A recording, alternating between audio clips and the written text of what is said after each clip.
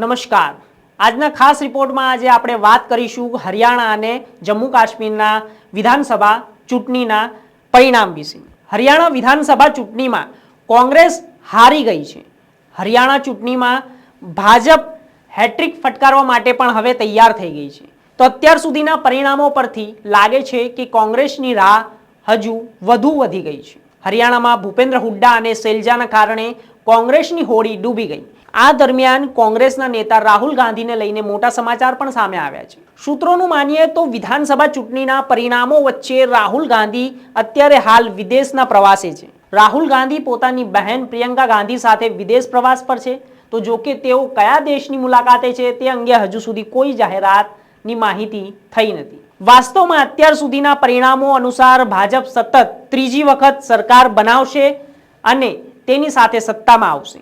તો અત્યાર સુધીના પરિણામોમાં ભાજપ 52 સીટો પર આગળ છે, તો જ્યારે કોંગ્રેસ 34 સીટો પર આગળ છે।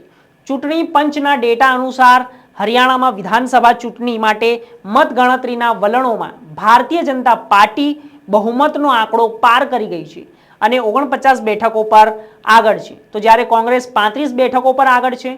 મુખ્ય ઉમેદવારોમાં મુખ્યપ્રધાન નાયબસિંહ સૈની, કોંગ્રેસ નેતા ભૂપેન્દ્રસિંહ હુડ્ડા, વિનેશ ફોગાટ, ઉદય ભાન, અપક્ષ ઉમેદવાર સાવિત્રી જિંદાલ પોતપોતાની બેઠકો પર આગળ છે।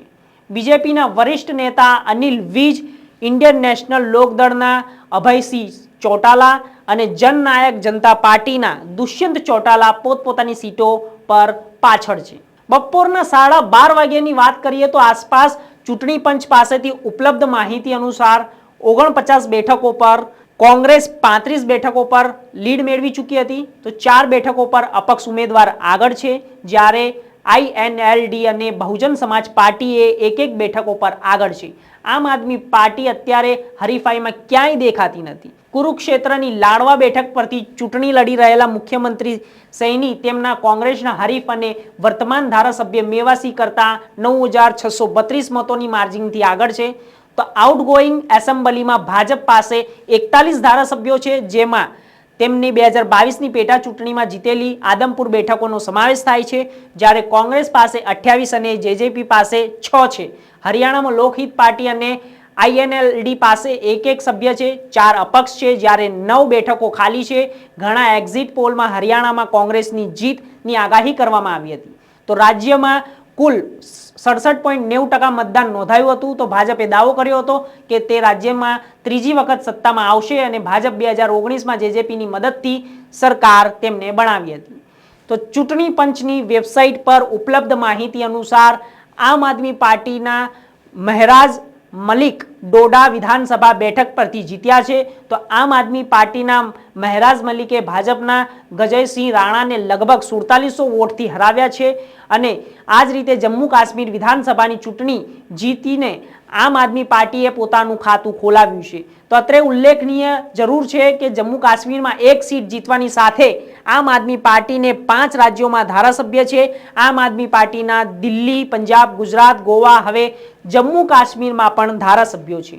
તો જમ્મુ કાશ્મીરના ડોડામાં જીતથી અરવિંદ કેજરીવાલ ખુશ થયા છે અને તે હરિયાણાની સૌથી વધુ આશા હતી, પરંતુ હવે જમ્મુ કાશ્મીરમાં તેમને હસવાનું કારણ આપ્યું હતું અને તેણે પોતાના ભૂતપૂર્વ પર એક એક્સ પર પોસ્ટ કર્યું હતું અને આમ આદમી પાર્ટીએ ઉમેદવાર મહેરાજ મલિકને ભાજપને હરાવીને શાનદાર જીત માટે તેમને ખૂબ ખૂબ અભિનંદન આપ્યા હતા અને તમે બહુ સારી રીતે ચૂંટણી લડ્યા તેમ પણ કહ્યું અને રાજ્યમાં ધારાસભ્ય બનવા પર તેમને સમગ્ર આમ આદમી પાર્ટીને અભિનંદન પણ આપ્યા। આપને જણાવી દઈએ કે મહેરાજ મલિક ડોડા વિસ્તારમાં ખૂબ જ લોકપ્રિય છે અને તેમણે ખૂબ જ આક્રમક રીતે પ્રચાર કર્યો હતો અને આમ આદમી પાર્ટીને જીતાડી હતી। તેનાથી અત્યારે આમ આદમી પાર્ટીના સંયોજક અરવિંદ કેજરીવાલ ખૂબ ખુશ થયા હતા અને તેમને એક્સ ઉપર તેમને એક પોસ્ટ કર્યું હતું અને તેમને શુભેચ્છાઓ તેમના ધારાસભ્યને આપી હતી।